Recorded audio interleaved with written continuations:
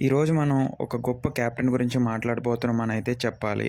ఆ కెప్టెన్ ఎవరో కాదు, ఎస్ఆర్‌హెచ్ కెప్టెన్ అయిన ప్యాట్ కమిన్స్. ఈ ప్యాట్ కమిన్స్ ఆస్ట్రేలియాకి చెందినవాడు. ఎప్పుడైతే ఆస్ట్రేలియా మన మీద వేరే ఇన్నింగ్స్ అన్నీ గెలిచిందో, ఇతన్ని మనం హేట్ చేయటం మొదలుపెట్టాము. కానీ ఎప్పుడైతే ఎస్ఆర్‌హెచ్ టీమ్ ఒక కెప్టెన్‌గా ఇతన్ని ఇంట్రడ్యూస్ చేసిందో, అప్పటి నుంచి ఇతనిలో ఉన్న రియల్ క్వాలిటీస్‌ని మనం అడ్మైర్ చేయటం స్టార్ట్ చేసాం. Down to earth person. కానీ మ్యాచ్ అంటే ప్రాణం ఇస్తున్నారైతే చెప్పుకోవాలి. ఎస్ఆర్‌హెచ్‌కి ఇతను ఒక బిగ్గెస్ట్ అసెట్ అనైతే చెప్పుకోవచ్చు. ప్రాణం పెట్టి ఆడుతున్నాడు. కాకపోతే ఒంటరి యుద్ధం చేస్తున్నాడనైతే చాలా సార్లు అనిపించింది. ఇన్‌ఫాక్ట్ మీరు ఇప్పటికి 7 మ్యాచ్‌లయినాయి ఈ వీడియో చేసేటప్పటికి.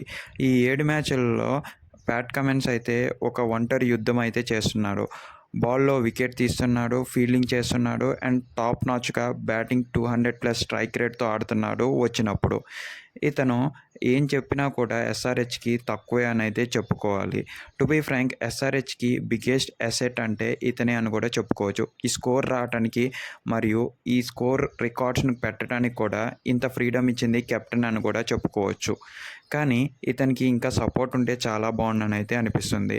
ప్యాట్ కమిన్స్‌కి మీరు అనుకోవచ్చు, ఇంత బ్యాటింగ్ ఉంది, ఇంత బౌలింగ్ లైనప్ ఉంది గానీ, కాకపోతే ఇంకేదో మిస్సింగ్ ఈ ఎస్ఆర్‌హెచ్ టీమ్‌లో. అది బౌలింగ్ అనైతే నేను స్ట్రాంగ్‌గా నమ్ముతాను. స్ట్రాంగెస్ట్ బౌలింగ్స్ అయితే లేదనైతే చెప్పుకోవాలి. మొహమ్మద్ షమీని తీసుకున్నా కూడా అంత ఎఫెక్టివ్‌గా వేయట్లేదనైతే నా ఫీలింగ్. అండ్ మీరేమంటారో ఒకసారి కామెంట్స్ రూపంలో చెప్పండి. ఈ ప్యాట్ కమిన్స్ ఒంటరి యుద్ధం చేస్తున్నాడు కదా! ఇన్‌ఫాక్ట్ మొన్న జరిగిన ఎంఐ మ్యాచ్‌లో 3 వికెట్లు బాల్‌తో తీయంగా, క్యాచ్ ఒకటి తీసుకోంగా 300 స్ట్రైక్ రేట్‌తో బ్యాటింగ్ చేశాడు. ఇన్‌ఫాక్ట్ బౌండరీ ఎళ్ళకోకుండా ఆపితే తన మోకాళ్ళకి దెబ్బ తగిలిందని కూడా చూసాము. ఇలాంటి వీడియోలు చూస్తున్నప్పుడు చలించిపోతున్నాము. ఈ ఆస్ట్రేలియన్ క్రికెటర్స్ సన్‌రైజర్స్ మీద ఎంత ఎఫర్ట్స్ పెడతారో ఊరికనే తెలుస్తుంది.